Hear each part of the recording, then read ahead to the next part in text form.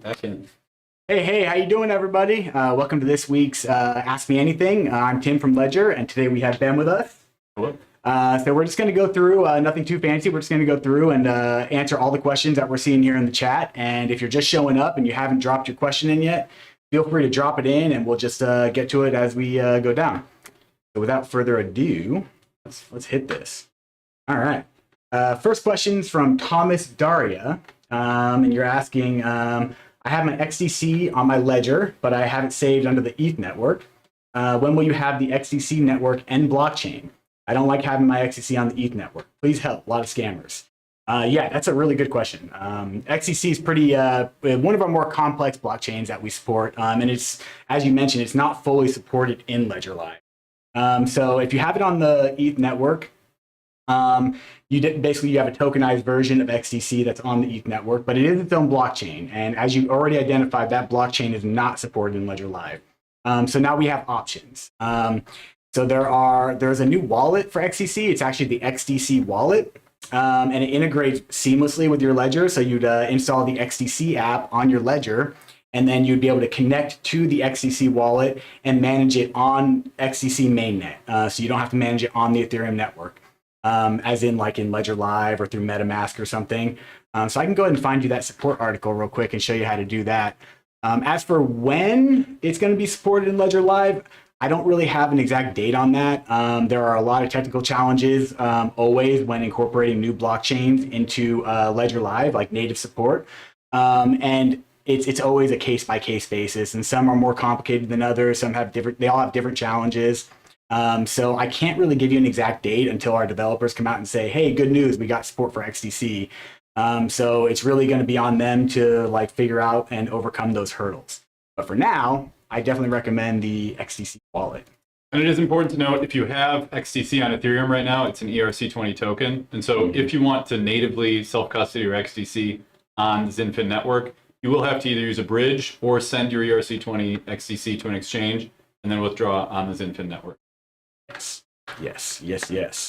All right, I'm gonna go ahead and drop this for you. XDC Ledger. Yeah, so check out that article and get connected. And feel free to, if you're doing it right now, feel free to let us know if you have any challenges, if you run into any issues, and we'll be happy to help you sort that out. All right. I'll take this one right here if you want. Yeah. So MJG23 is asking Stacks delivery date. So unfortunately, we don't have any updated information for that. The Stacks, it's a one-of-a-kind product, and we want to make sure that we deliver a really good working product for our customers, and so we don't really have a date yet, but it is definitely like top priority. And anyone who does have a pre-order, you will receive an email as soon as information is available. But unfortunately, here I don't have any more information for you on that. Okay. And part of that is because each person is going to get sort of a unique email regarding their situation, right? Right. The intention is to roll out in batches, and so instead of throwing a date out there or saying things and it not necessarily being true for everyone, you will receive an email to your email address if you've pre-ordered, specifically outlining what will happen with your order. Yes. Yep. Awesome. Okay. Thomas, I think we got you, but again, feel free to drop any more questions you might have about that.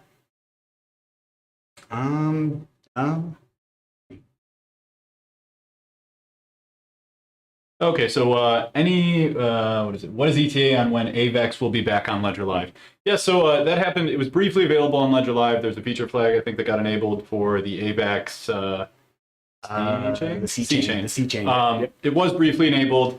It is no longer there. We are working to get it back, but for now, the Avax wallet is great. You can connect to the Avax wallet and access C chain, P chain, and X chain accounts all right within their interface. Great wallet. We should have a help center article that can help you get connected. But if, for example, you created an Avax wallet in Ledger Live and now need to access it and it's no longer in there, you can connect to the Avax wallet and all of your Avax will show up right there. So we'll drop the article for that in the thread. It's a great interface, and the intention is for Avax to come back, but there isn't an ETA on that integration quite yet. Excellent. All right, cool. Where we go? Oh, hey, Linwood Jones, how you doing? You show up to all of our streams. Huge shout out. Yeah, thank you. Thanks for supporting us.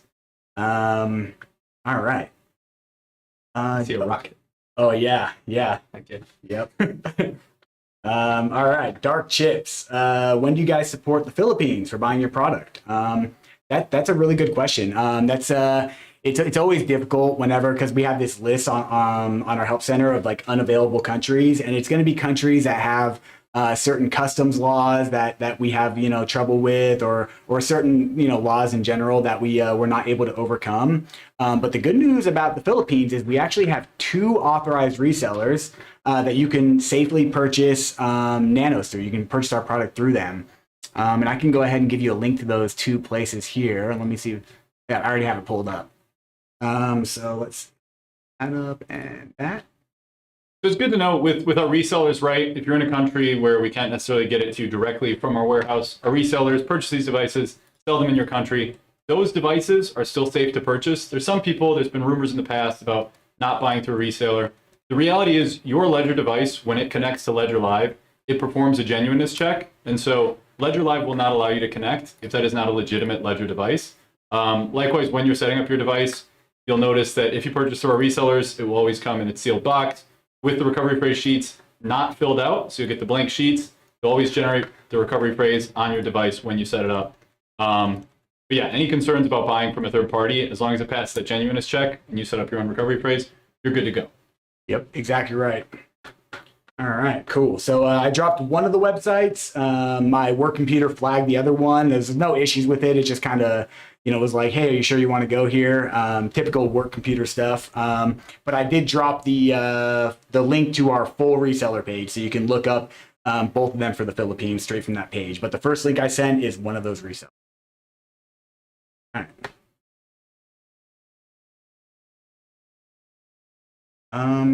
Rinhita, you said I need help. But one of your messages was retracted. If you can give us some more information, then we'd be down to help with whatever issue you're having. And if it is a personal issue, if it's something you maybe don't want to share in this chat with everybody else, you can head over to support.ledger.com and you can open up a support ticket and contact us more anonymously and privately to keep your personal details. However, if it is something that you're comfortable sharing here, yeah, feel free to drop more details in the comments and we'll definitely address whatever issue you're facing. Did you do that one? Yeah, I think we already covered this one. Yeah. Yep.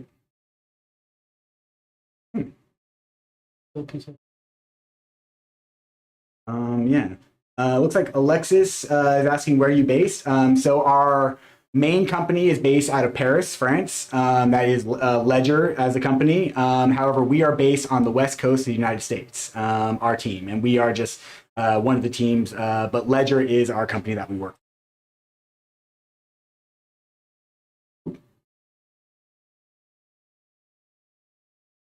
Okay, cool. Oh, wait. Okay, yeah, Thomas, I see that. Yeah, awesome. Yeah, you're very welcome, Thomas. Yeah, I hope that's helpful. Sweet and sour, yeah. Yeah, it's always good to have a second person on here to bounce ideas off of. Okay. My son just got this new Nano X today. How can he use Ledger Live? Because the logging for Ledger, I'm using Ask for Password. Login as well. Can we both use Ledger Live separately? This is a great question. Yeah. So with Ledger Live right now, how it's built, it doesn't have the best optimization for like 2 people with unique wallets managing both their assets in there. As far as software goes, like Ledger Live's relationship to your device is a little bit dumb. And what I mean by that is like Ledger Live can have wallet addresses in there, it can track accounts, but it doesn't detect what's going on your device.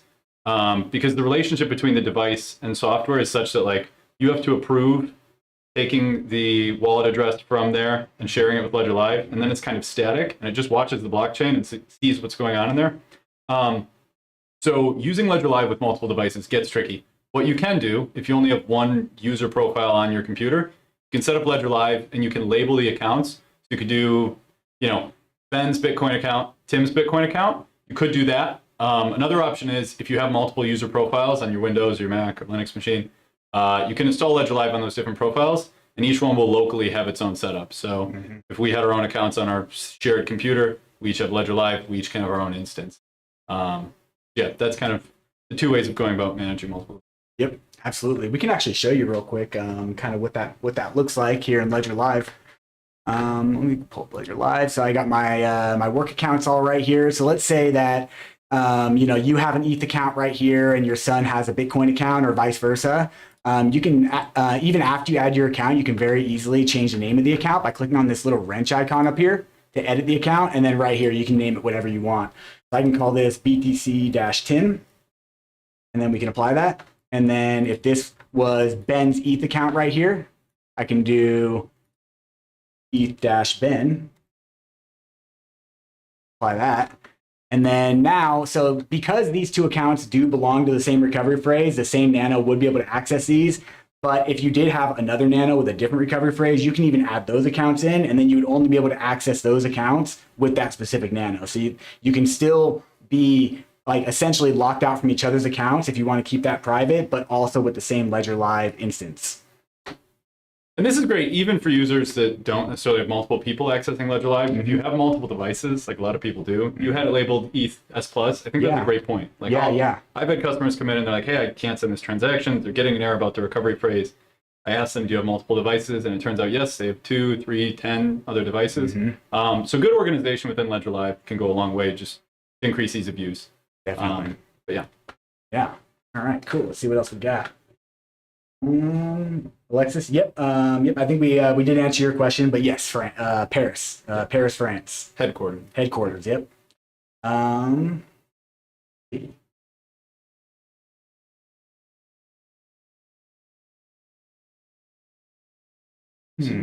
on my Nano. Let's take a look at that. Let's plug this in and see what's going on here. I think I have the Soul app, and actually, I think I have a Nano. Actually, it's not set up. Yeah, but I do have a Nano S+. Let me put in my PIN real quick. So just don't look bad. No, I'm not looking. Just for context, Daryl Watt, is that what it says? Saying he's opening the Soul app. He's not seeing the settings in there, so we're gonna hop in there and see. Yeah. All right. Cool. So now I got my Nano. Ooh, is that showing? Where am I? Oh, you're right. Oh, right. Oh, yeah. Okay. Cool. All right. Sweet. So I'm gonna find the Soul app real quick. I have so many apps on this thing. It's sometimes kind of hard to find apps. Start at the top. Maybe Soul. Oh, there it is. Bottom right. Bottom right. There it is. All right, we found it. Go to Soul app. You scroll to the right. So if you scroll to the right, there should be a settings right when you scroll to the right, and then if you double click on that, then you can change the settings. So yeah, so that might be a little confusing to find. Because you did say he's on a Nano S. I'm wondering maybe it's an older Soul app. So if you are on the Nano S and you're not seeing that in your settings, what you can do is actually within the Soul app, navigate to the right using this right button, go to version, and just check and see what version you're at. If you have your device in front of you, you can throw it in the chat and we can double check. It's possible that your Soul app is out of date. Maybe your firmware is also out of date. And so you might need to update the Soul app if you're not seeing those settings. Yeah, good point. Yep. All right, cool.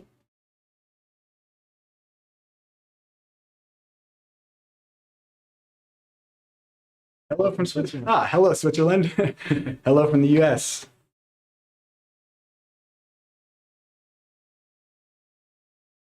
Oh, this.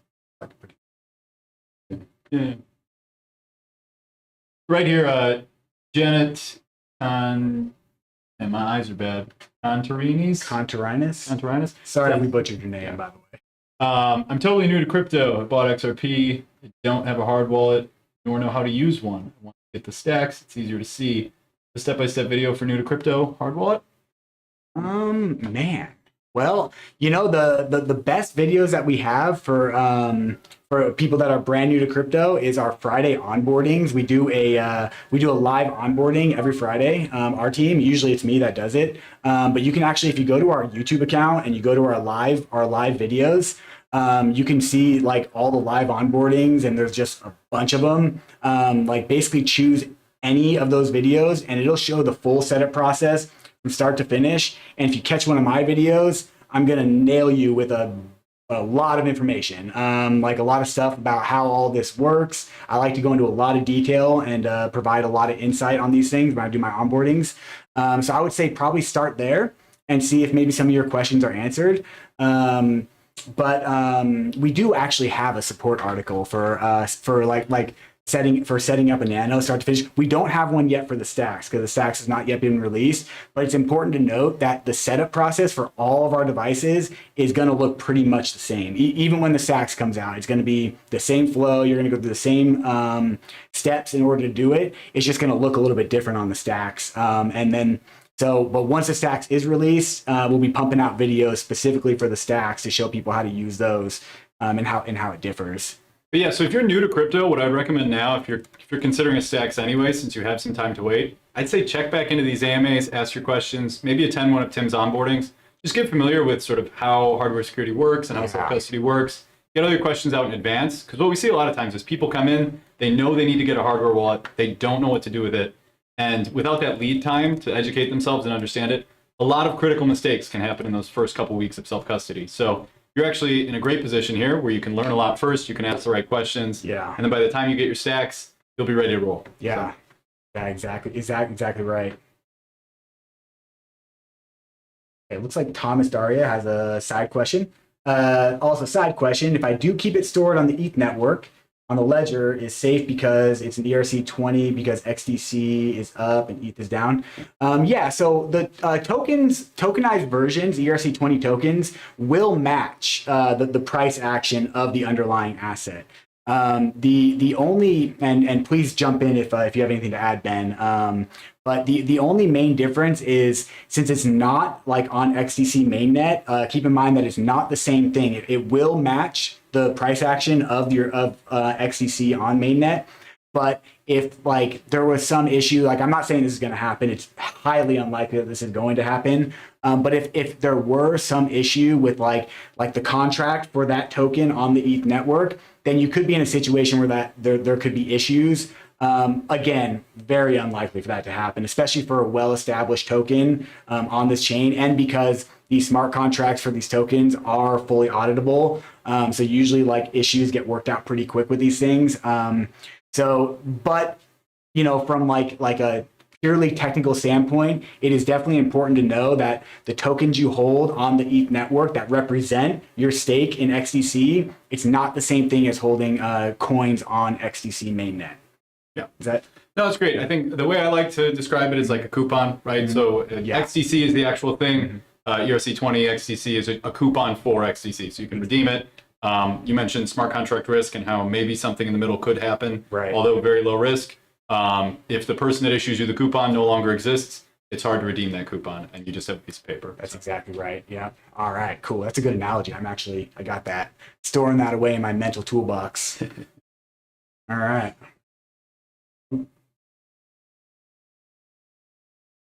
Oh, there it is.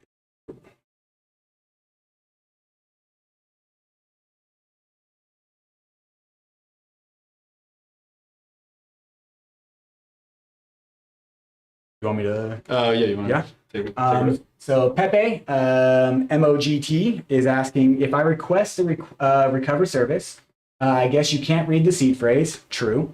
You can only save that encrypted data, correct? The PIN is not saved, is it? Yes. So it's very important to understand that I'll address the PIN first. So your PIN is only used to unlock your device, and there's no way for that to ever get translated anywhere else. And furthermore, if someone did get your PIN, like if like maybe you stored it like online or something, or someone saw it written down somewhere, that would allow that person to access that specific Nano, but the PIN itself is not associated with your accounts. Which is why if you were to ever forget your PIN for your Nano, you could simply just like intentionally enter the wrong PIN a few times and it'll reset the Nano. Then you can back it back up with your recovery phrase, set up a new PIN, and regain access to your accounts that way. So the PIN itself is not something that can generally cause any kind of like compromising event for a person in their accounts, unless that person also physically gains access to your Nano. Obviously, if a person has your Nano and your PIN, they would be able to access, you know, your Nano and your accounts that are secured by that Nano. But for the recover service, yeah, that's exactly right. So it all happens within the device, and so there's no way that data can be viewed by anyone, just the nature of the service. And we did release the Ledger Recover white paper, which, if I'm being completely honest, it's high level technical. Like I was reading it and I was like, wow, this is some technical stuff here. But it's actually really cool. Let me see if I can pull that up for you, and I can share it here for you guys. Yeah. And then another point, just while Tim looks this up, just kind of based on the wording in your message here in the thread, not only do we not have access to the seed, the encrypted data that we store as one of the 3 backup providers is only a shard of that encrypted seed. So in addition to not having access to the seed, we only have a fragment of the encrypted sharded data Yes. that is backed up. So. Yeah, I definitely recommend checking out the white paper. Like I said, it's pretty it's pretty like deep technical wise, but it's really cool to be able to like see this and like read through it, and you know, like perhaps give you more peace of mind about how all this stuff works.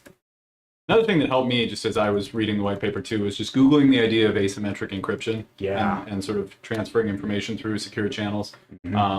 So if it's something you're really interested in understanding at sort of a high level, how can I pass a secret to another party without exposing that secret and without people in the middle being able to interact with it? Just Googling asymmetric encryption, finding a couple basic articles on that goes a long way to kind of wrapping your head around how this can happen. For sure. Yeah, good point. Thomas, yeah, the scammers are out of control. I mean, this is like across like everything, you know, like our world in general. Like whenever you have, you know, something of value, you're going to have other, you know, opportunists, people that take advantage of that and take advantage of, you know, the lack of general understanding about how the new technology works. So yeah, so hopefully in the future, I mean, I say hopefully, but like, you know, from a technical perspective, you know, it's highly likely that this will ease over time as we have better tools to deal with things like this. But right now, since there's not a lot of regulatory clarity and there's really nobody to like go complain to in a lot of cases, if something does happen, it's just a hotbed for scammers. So really the best defense you can have against that is to, you know, talk to people who understand how this technology works to increase your own knowledge. That way you know what to look for.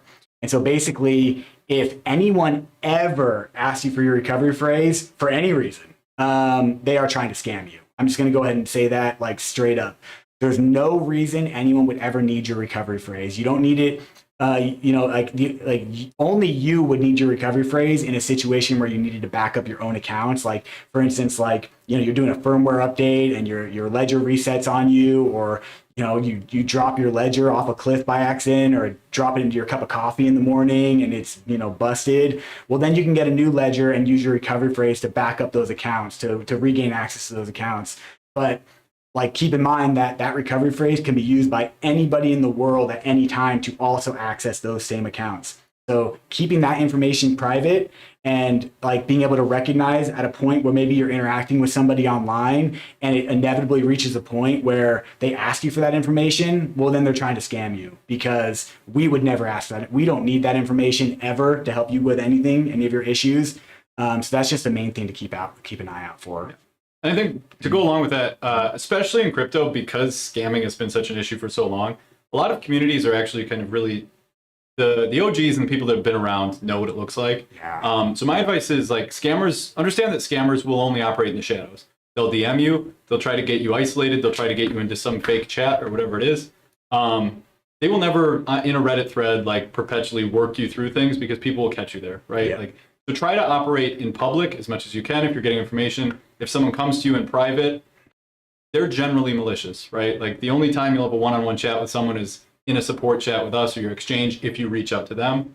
But if people are coming into your DMs and want to talk crypto, if people are coming into your DMs and trying to offer support, they are probably malicious and they're not worth your time. I would say all of my interactions in crypto now are all either public or obviously my job.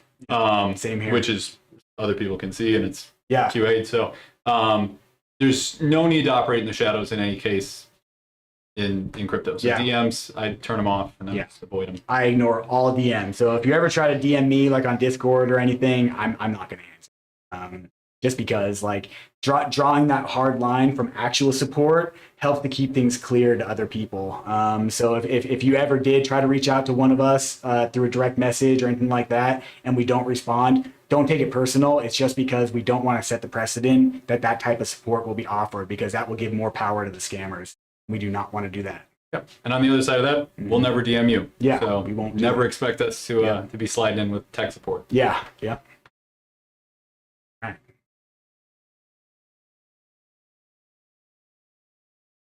All right.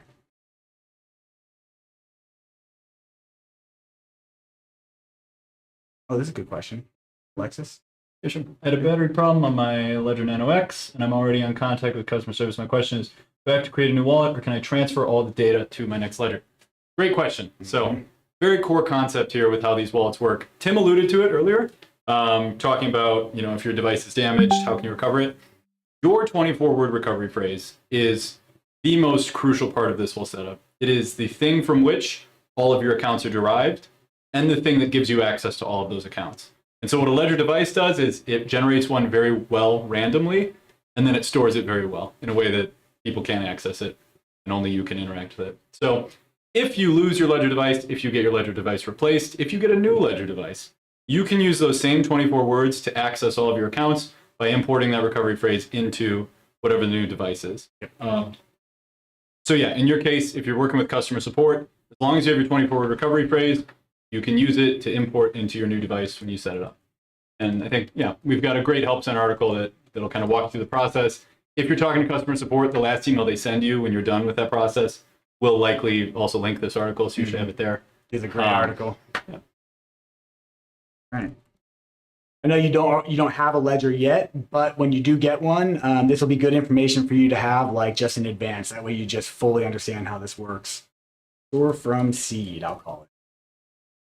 Boom. All right. I think that's probably the biggest misconception that people have. It's like, oh, I deleted Ledger Live, are my coins gone? Yeah. I deleted an app off my device, are my coins gone? Mm-hmm. All that matters is that your device is storing that recovery phrase. Yep.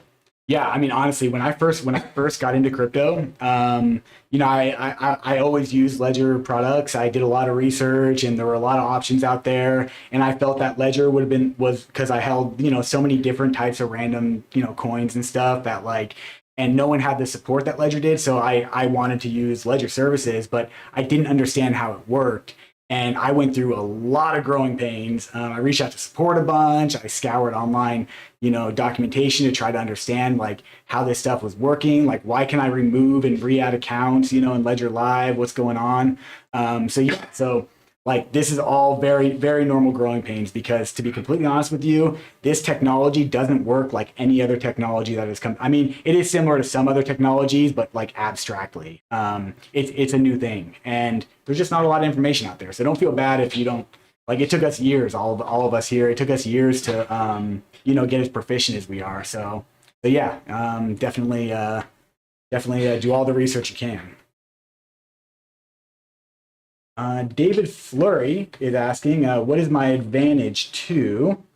And it looks like it was possibly an incomplete question. So if you're still here, David, and maybe give us a little bit more information on what you would like to know what your advantage is towards, and we will definitely be as candid with you as, we'll be candid. So let us know, and we'll give you whatever information we have. We'll share it with you. For anything, we're candid. Yeah, we are. We try to be candid. We're tech support. We don't beat around the bush. Let's see. Okay, cool. Looks like Daryl got it. Sweet, awesome. Sweet.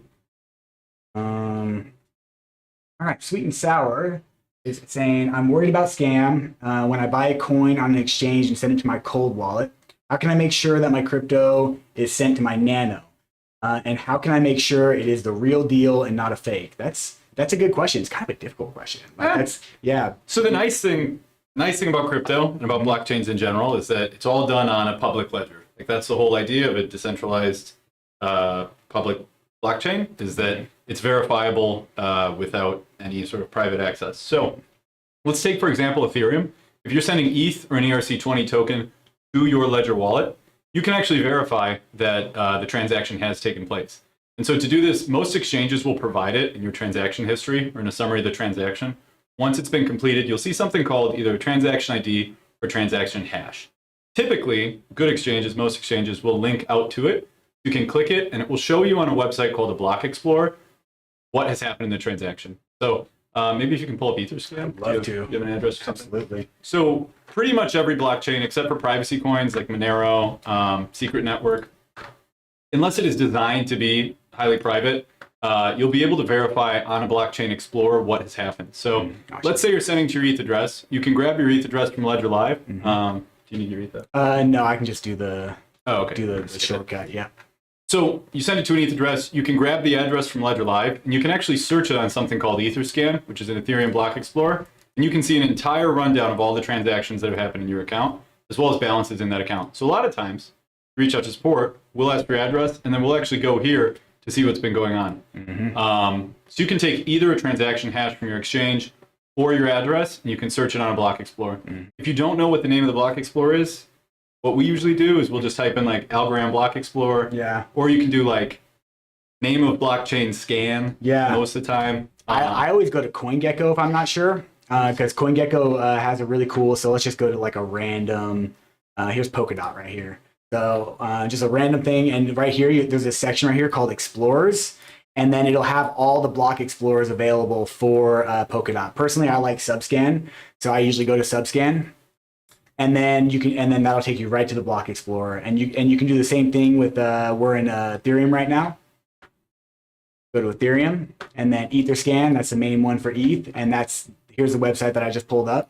And then I search my public wallet address, and check this out. This is every transaction. So if anyone out there is interested in what I've been doing with my work Nano, feel free to look it up. It's publicly auditable. Yeah, you can see it's got the exact same balance of ETH right here as you see in Ledger Live. It's got all my assets, all these different tokens right here that are inside this account can be seen right here from this drop-down menu, same exact quantities. And then here's a list of all the transactions. NFT transfers, I don't have any NFT. Oh, I guess I do have an NFT. What you got? I think it's a scam NFT, yeah. So I got a scam NFT in my wallet. That's cool. But yeah, so like if you have NFTs, you can see all your NFT transfers. If you have tokens, you can see all your specific token transfers right here. You can open up the transaction details by clicking on the transaction hash, and then you can see right here. This one, let's see. So I sent from my wallet to this other wallet right here. Oh, looks like I sent it to myself. Oh, this is when this is when I staked my Matic. So this is the staking transaction. So you can see right here, I sent my Matic to the Polygon staking contract, the amount that I sent, the token, everything, how much gas I spent on it. You can show more details. You can audit the smart contract if you would like, by like seeing all this information. It's all publicly auditable, depending on how technical you want to get. And so why I really like this question too is that it's one thing to say, okay, I sent my ETH from my exchange, I see it there, right? We have a lot of people that reach out to us and they say, hey, I sent from an exchange to my Ledger wallet. I can't see the coins. Where'd they go? And so if you want to up your game a little bit more and understand what's going on, checking the block explorer is always a great place to start, because there are typically two things that happen. Either the exchange hasn't sent the transaction yet, or they sent the transaction and it's not supported in Ledger Live.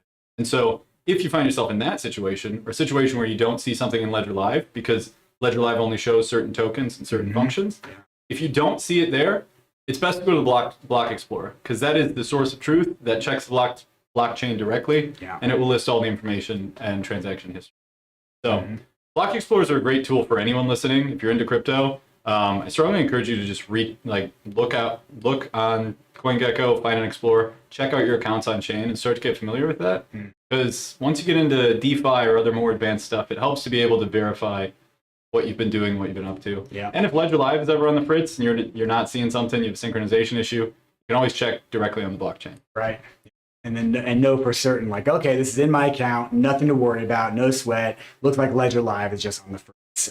Because like Ben was saying, Ledger Live, your crypto is never stored in Ledger Live. Ledger Live is doing the same thing. In fact, what we just did, this manual process of getting that public wallet address, searching for it on the block explorer, Ledger Live actually does the same thing. That's where Ledger Live pulls this information in. So when you add your account to Ledger Live, you share the public wallet address, never the private keys. That only exists on your Ledger for signing purposes. But the public wallet address is public. There's no risk, no security risk with sharing your public wallet address with anybody. No one can transact from an account with only the public wallet address. You can only see what's in that account. So that's what Ledger Live leverages in order to display all of your account details for you. It pings a block explorer, says, hey, what's in this account? Display it for this person. And so sometimes there's, synchronization errors in Ledger Live. It definitely happens. And actually, back to both the AVAX and XDC question, that's part of why point integration isn't as easy as like connecting to a third-party wallet. We have to build or find the infrastructure to check all those blockchains. And then we need to design Ledger Live in a way that it can pull that information reliably. And so it's this constant trade-off of having everything connected, everything synchronized, and getting everything integrated effectively to still provide a good user experience. Because if we built it all in there and it was broken, Ledger Live would be worthless anyway. Yeah, pretty much. All right, cool. I have really good questions today. Gosh. Okay, cool. So got that. Let's look here. David asks, how many pins can you have that are tied to single passphrases? So for context, your Ledger device, it has its 24-word recovery phrase, and there's a pin that you set when you set up the device. We also have an advanced feature called a passphrase. So in addition to your 24-word recovery phrase, you can add a string of characters that acts as an additional word, essentially, in your recovery phrase. I think it can be up to 256 characters. Yeah. And so what this does is once you've enabled, it's called a passphrase. Once you've added a passphrase, it creates an entirely new seed from which accounts are derived. And so you will have, you've got your ETH account associated with your Ledger recovery phrase. And then if you add a passphrase, you can use that to access an entirely different set of accounts. In doing this, you have two options. You can either set a PIN so that when you go to enter your device, you either do your regular 24-word recovery phrase PIN or your passphrase PIN. That's one option. Or you can do a temporary passphrase where you set the passphrase, you interact with the accounts, and then once you lock your device, it deletes that and you have to go in and manually enter it each time. To your question, how many pins can you have? Your Ledger device can have a maximum of 2 pins. The first pin will always give you access to the 24-word recovery phrase and the accounts derived from that. And then the second pin can access, at most, 1 passphrase. Yeah, the passphrase is a really cool feature. So cool. It is an advanced feature. It's kind of hard to wrap your head around. If you don't understand the relationship between accounts and your recovery phrase pretty well yet, I would wait. But ultimately, what it allows you to do is have your base accounts and then your somewhat hidden accounts, right? So even if someone steals your 24-word recovery phrase, there's no way for them to know that you have a passphrase. And so what a lot of advanced users will do is they'll set up maybe a couple, bait accounts. Or dummy accounts. Yeah, dummy accounts. Like small amounts in it. Yeah, those are with your 24-word recovery phrase, and then people will put their bags, their larger amounts of coins, under a passphrase account, which means that they have to know both their 24 words and their passphrase to access it. So if your recovery phrase gets stolen, the scammer thinks, oh, I got $10 of ETH, and that was all they had. Mm-hmm. In reality, as long as you can get your 24 words, passphrase, bring them together, you can access all those coins. Yeah, it's a very powerful feature and very misunderstood feature. But if you want to learn more about it, we do have a pretty decent article that we wrote about it. It looks like it goes into pretty good detail, actually. So I'm gonna go ahead and drop that for you guys here. If you want to learn a little bit more about passphrases, definitely a cool thing to look into. And for all those who are newbies here, I know there was someone who said they didn't even have a hardware wallet. Yeah. That link will take you to Ledger Academy, which is where you have a lot more long-form writing about general crypto concepts, self-custody concepts, scams. And so I really recommend poking around there. All new users, really, I recommend getting there and just learning some of the basics, learning how it relates, crypto basics and how they relate to self-custody. You'll really be able to up your game and understand kind of what you're working with. You poke around Ledger Academy. And it's all free for anybody. Free, yeah. So there's the direct link to the actual the main site there. Also, don't know who our graphic designer is, but there's like really cool images in Academy. Help Center is great because it's got the information, but Academy is nice to look at. You can very much tell that the Help Center articles were developed by people like us, like highly technical, like this is how you do it, bullet points, do this, then this, then this, then you should see this, and it's just like very technical. Whereas our Ledger Academy is really beautifully written by people that like specialize in different types of writing styles. Yeah. All right.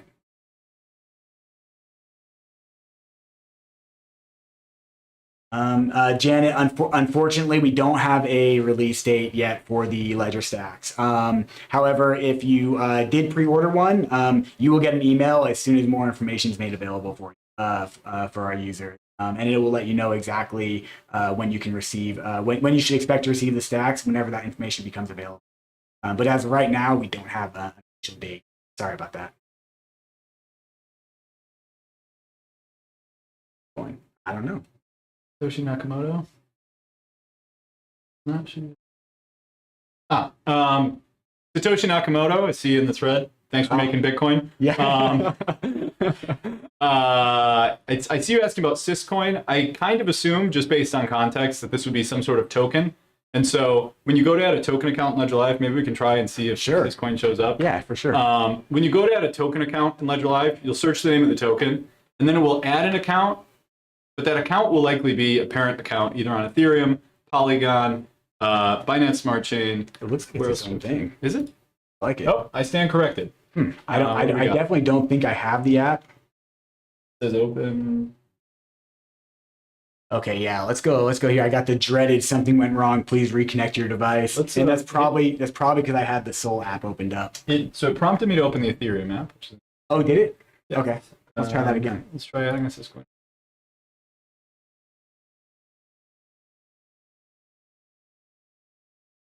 All right. Let's add it. So let's add that. Interesting. Okay. Let's take a look at this account. I want to look at the receive address.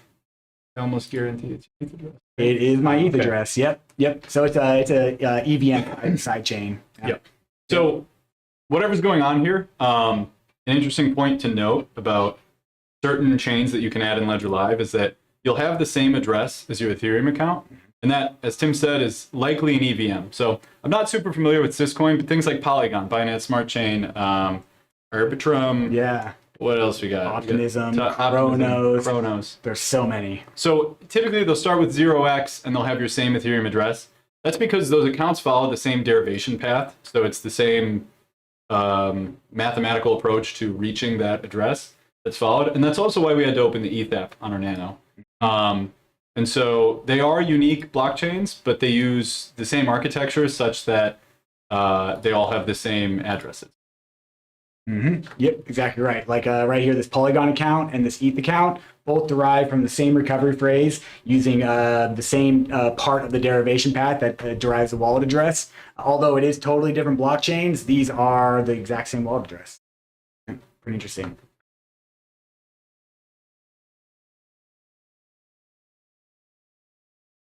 Okay, Kevin Tan. You buy a Ledger device in Best Buy, has the warranty. Thanks. So all of our products do come with a two-year guarantee. So that means that as long as you purchase it either directly from us or from one of our authorized resellers, which Best Buy is an authorized reseller of ours, then we will honor that for a standard 2 years. If anything happens to your device, we'll replace it for you. Keep in mind though, we will ask you for a receipt because a lot of times people get Nanos as gifts, they get them for free, and so like we can't offer replacements obviously for someone who didn't like legitimately purchase one of our products, but Best Buy does qualify. So if you do buy from Best Buy, and one really cool thing about Best Buy, and it totally goes with the whole like cyberpunk crypto ethos, is that you can walk into a Best Buy with cash, buy a Nano, and then walk out with it, and having it never having any tie to your identity as a person. You didn't use your credit card, you didn't use Apple Pay, you didn't use anything tied to your identity to pay for it, and then you can set up that ledger in Ledger Live without ever giving Ledger any of your information, and you can basically operate totally anonymously, assuming you can get crypto anonymously, which is a very difficult hard part. Yeah, that's the hard part. But and I always just kind of found that to be kind of a beautiful thing, to be honest. And so I really like that we sell our products in Best Buy. But if you do buy it from Best Buy, hang on to the receipt just in case. If it's a physical receipt, you buy it in cash, hang on to that too. Like stick it wherever you store your recovery phrase or whatever. Maybe keep the receipt with that. That way, in case anything does happen, you can reach out to us and then take a photo of it and like, hey, look, I bought this from Best Buy on this date, and then we'll honor it with just that. So hang on to the receipt, and I would say that there's no issues. Okay.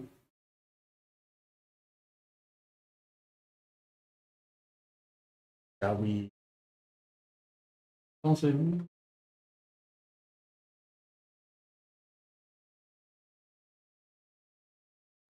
you think that you could? My French is not super great, But it is I impressive think that you've been working he's on it. asking if we think that we can rapidly read. Something about stacks. And as we mentioned earlier, if you pre-order stacks, you'll receive an email specifically regarding your situation when there's updates. We are working to get those high quality devices shipped as fast as possible to people. Just focusing on making sure that we can provide the best experience and quality of products and deliver those on time. But because everyone will have a slightly different delivery date, keep an eye on your email inbox for updates. Mm-hmm. Kevin O'Connor has a pretty cool question here. I blasted past it. Here we go. So Kevin's asking, going forward, when we have global adoption, is there a plan to get a debit card that retains the same level of security? That's a really interesting question. It's kind of hard for us to answer questions about like what might be in the future because the future is very unknowable in general. But I would say that as my own personal opinion, that moving forward, you should expect to see more and more products rolling out, assuming that adoption continues. I always throw in that caveat because again, I'm a technical person and I love this technology, but I'm very much along for the ride like everybody else and kind of experiencing it with everybody else. And so I try not to make any like definitive statements about what's going to be available in the future. However, from a technical standpoint, if this technology does continue to be adopted, then you should expect to see stuff like that. Yeah. Really fun part of trivia because you're asking about debit cards and whether we would ever have one with a similar level of security. We are the only hardware wallet that uses smart card technology, which is the same thing that is the chip on your debit card. Your credit card, and so they're basically small programmable computers, and that's why we can run apps on our device and have people build those apps and interact with so many different chains. We use smart card technology in the same way that credit cards, debit cards, SIM cards do. Yep. And we're the only hardware wallet that does that. And that grants us a really high level of security and some customizability in how we operate there. For sure, yeah. And we do have the crypto life card. So if you go to Ledger Live, you see you got this right here, the card tab. And now we are in the US, and I don't believe this has rolled out for US customers yet. I don't think so. Great question. Yeah. Still probably UK. Yeah, let's see if it lets me sign up. Oh, wait, no, US account. Okay, so I guess you can sign up. I haven't signed up for it. But yeah, it looks like it's available for the US. I know it's available in the UK as well, and then some other places.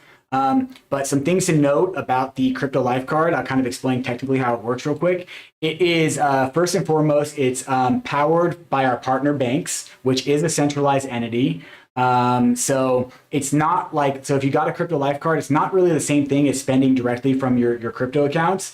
Think of it more as like, kind of like a prepaid card, and you can sign up for it all on Ledger Live, and then you can manage it all in Ledger Live the same way you would manage, an account. And you can also log into bank's website to manage it there. But essentially the way it works is, they support a few different types of crypto. I believe USDT, I think maybe Bitcoin. I'm not 100% on that, on which ones they do support. But either way, the idea is you can send money and load up your Crypto Life Card, and it is a Visa card, so it's accepted where Visa is accepted. And you can spend basically from your crypto accounts. It does require you to load the money in there first. And so it's not technically like direct spending from your accounts, but it's the closest thing that we have right now. And it's definitely a step in that direction towards like what you're talking about.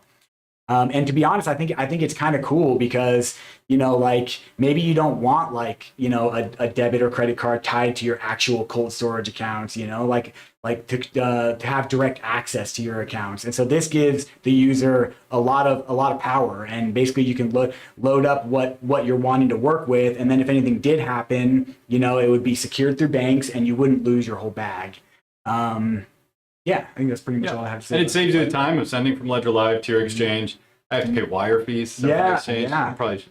But and you earn cash back in Bitcoin. I'm just gonna throw that out there. Yeah. For real? Yeah. I'd sign up. No, Yeah. Yeah. The crypto life card, I think it's pretty cool.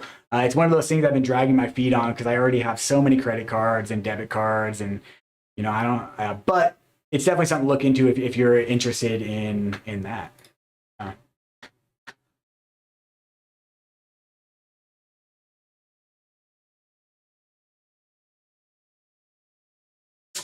Kevin Tan's asking, there's a lot of color devices, Nano S Plus, which color is a good one? I think that's pretty much based on your own personal preference. Yeah. Functionally, they're the exact same device. It's just a skin. So like, from like a technical standpoint, they all work exactly the same. They all have the exact same internals. There would be zero difference in the user experience other than having the color that you want. So personally, I really like the orange ones, the electric orange, the BTC orange ones. We've got the all black ones. Dude, we did for a while. Do you have one? Yeah, I do have. Sick. Yeah. I bought it.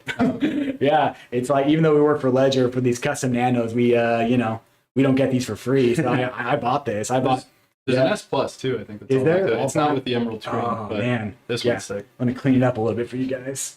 So yeah, the black on black X is really cool. It's I don't know if you can see it, it's super shiny. It's don't mind my fingerprints all over it. But yes, then you can open it up, and the swivel is really cool. It's really thick. Like I just enjoy using it cosmetically, but honestly, it's like the exact same thing as any other nano. Like they all work exactly the same.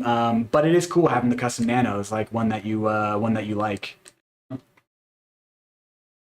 Yeah, so to get the black on black, if you are interested, you can go onto OpenSea and you can buy an NFT redemption token, the black on black redemption token.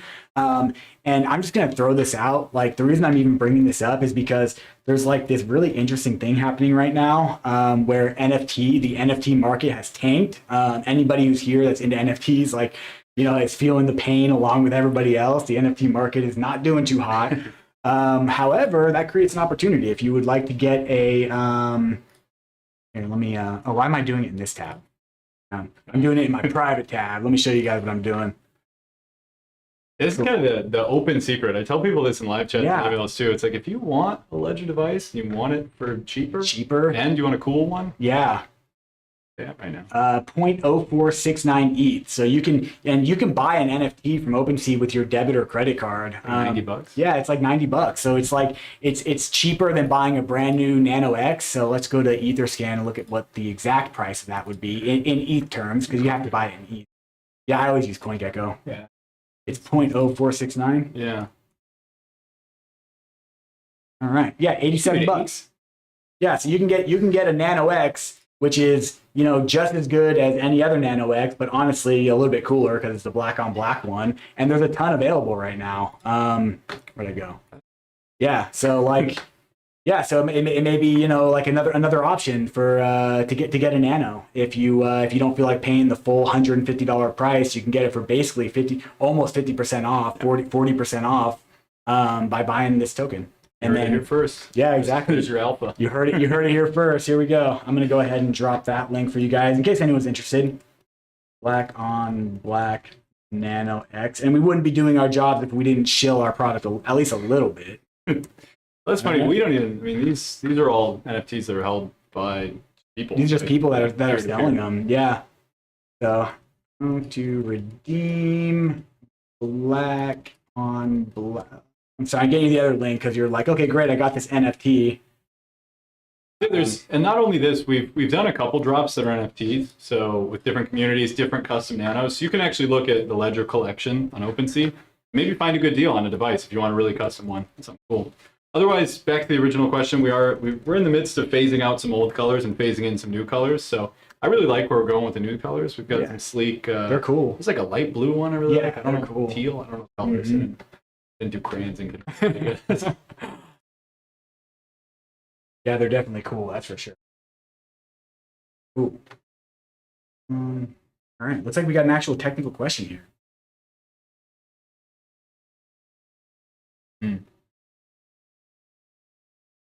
Okay, so it says, I tried sending Matic from Binance to Coinbase. It never went through. I sent it on the wrong to the wrong network. I opened a MetaMask account and was able to show the transaction, but I can't do anything else. Interesting.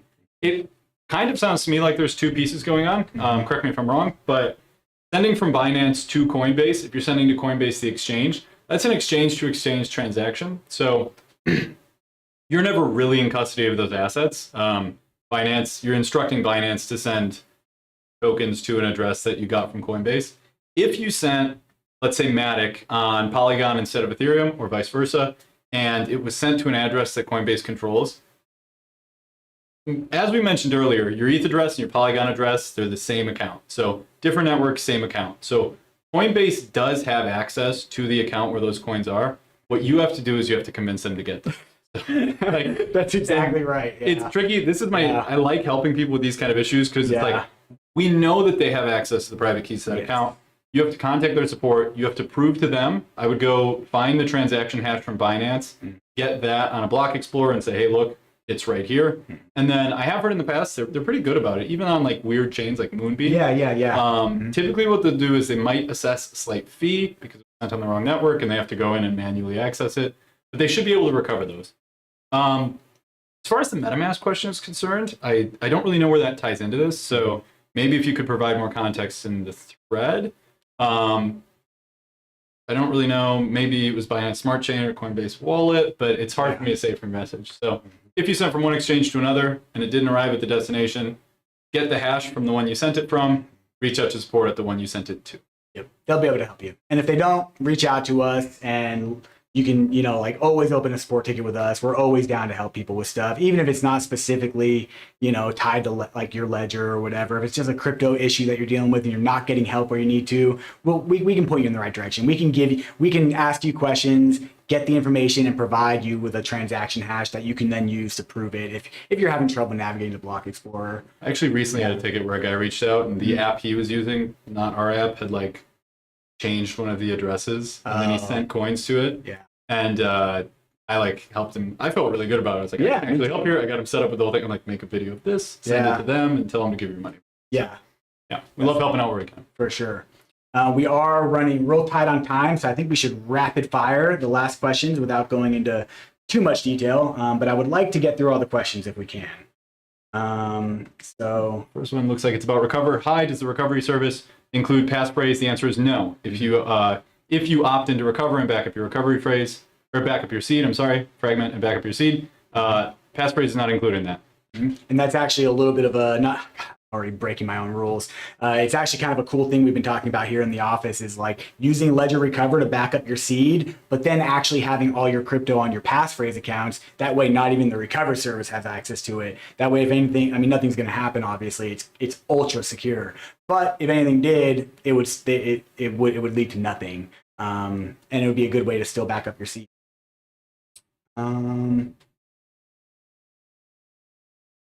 This is a translation. Thank you for translating. Oh, cool. Do you think you can quickly deliver all the stacks pre-ordered several months ago? As I mentioned, keep an eye on your inbox. Our intention is to deliver the highest quality product as soon as possible. More to come on that in your email. And sorry we don't have more info for you right now. All right, Pepe, you're most welcome. Holy smoke. How can you bridge INJ from Ethereum chain to Cosmos Hub? Interesting. When you are using mobile wallet? I think your best bet to bridge Injective would probably be Axelar Bridge. So you can go to Google X. Here it's satellite.money. Oh, here. Over here, right? Yeah. Satellite.money. So Axelar is the canonical bridge for Osmosis, and it allows you to bridge from other chains to the Cosmos ecosystem. And then I guess if you want to get it to Cosmos Hub, then you would need to IBC transfer from Osmosis to Cosmos Hub.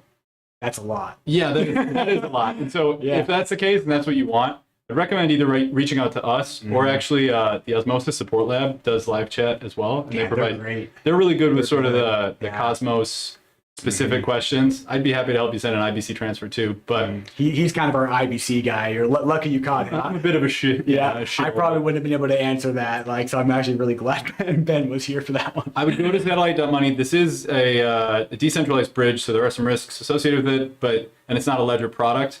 But I would go give it a try, do a test transaction, and then it'll show up in an Osmosis account, which you would likely. Oh, but he said he was on mobile.